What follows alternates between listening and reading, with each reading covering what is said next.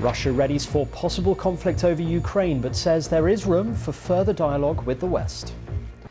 Vaccine maker Moderna says an Omicron-specific shot is on the horizon, but can drug makers really keep pace with new variants? The search for dozens of people lost at sea from a boat that capsized off Florida is suspended. The US Coast Guard says it's unlikely there are any more survivors.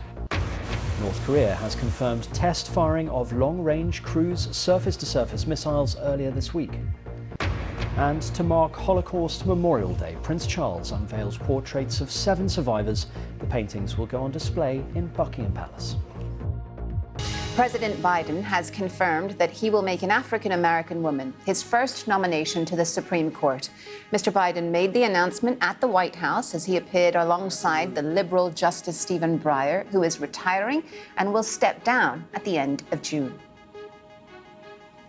The first female president of Honduras, Xiomara Castro, has been sworn in at a ceremony attended by thousands of her supporters. In her inauguration speech, the left-wing politician said she'd inherited a broken country, but promised to implement social justice and transparency. She comes to power 12 years after her husband, Manuel Zelaya, was deposed in a military coup.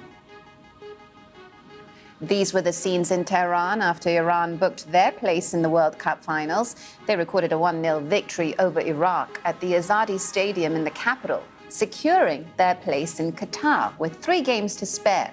It will be Iran's 6th appearance in the finals and the 3rd in succession. The UK Prime Minister Boris Johnson has rejected claims he personally authorised the airlift of animals to the UK following the fall of Kabul to the Taliban. It comes after emails from officials suggested he'd intervened to help Pen Farthing's charity in Afghanistan.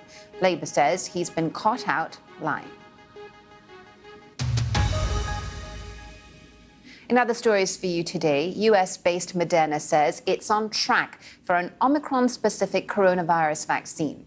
There are questions about the extent of new shots needed in the 2-year pandemic and if Moderna, Pfizer and AstraZeneca, amongst others, can keep pace with these mutations.